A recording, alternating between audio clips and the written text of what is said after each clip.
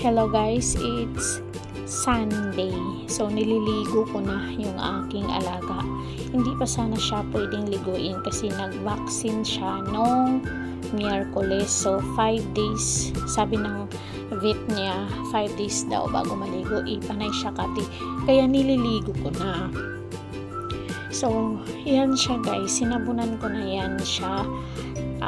Binabad ko muna siya, yung kanyang sabon, yung kanyang shampoo, binabad ko ng 10 minutes. O yan yung ginagamit niyang shampoo, yung anti-fungal, kasi mayroon siyang mga fungus dyan sa body niya, panay siya kati-kati, mga balakubak.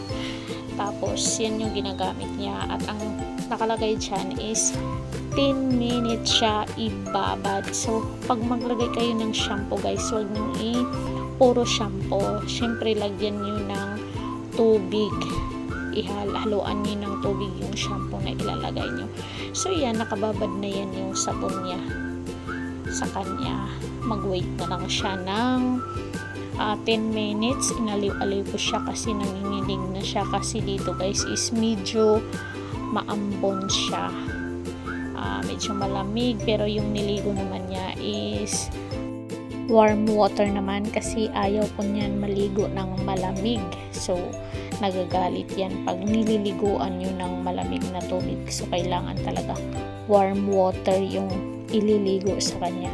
So habang inaliw-aliw ko siya, kasi nga nilalamig na nga siya, ng ano na siya, parang nanginginig na siya sa lamig guys. So inaliw-aliw ko siya, kinausap-usap ko siya para mawala yung ano niya, yung lamig niya, habang nag-aantay kami ng 10 minutes bago ko siya banlawan. So alam niyo tong aso na to guys is napakabait at napaka-sweet. So ayan, nililinisan ko din yung tenga niya, kasi yung tenga niya kasi guys is maraming tutulian, lalo na pag mainit. Panay siya kati-kati. Hindi pa naman niya nagpapakuha ng dumi sa tenga niya. Maski doon sa vet niya, nahihirapan yung mga doon, yung mga magkukuha ng dumi sa tenga, kasi nagagalit siya guys, hindi sanay nakunan ng dumi. So pag kinukuha ko yung dumi niya sa tenga niya is dahan-dahan at araw-araw talaga yan. So ayan na, binanlawan ko na sa wakas, tapos na din ang 10 minutes, kaya binanlawan ko na siya dyan. So alam mo guys, mamimiss ko talaga tong alaga ko tuwing umuwi ako.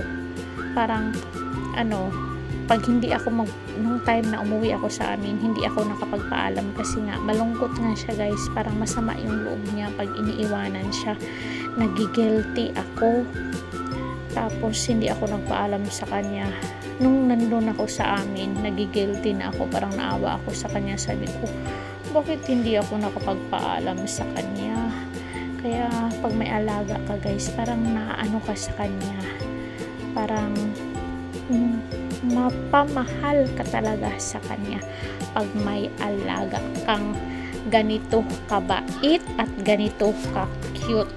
So ayan na siya, tapos na natin na banlawan. Kinuha ko na yung kanyang towel.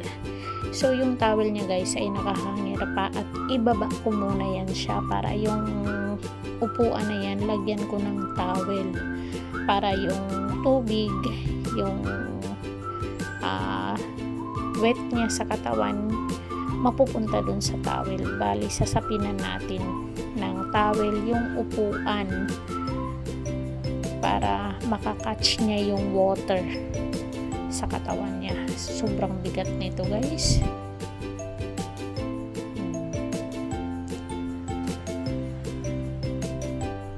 Kailangan talaga siyang bantayan kasi baka mahulog. So ayan na guys, tapos na siyang maligo, at papatuyuin lang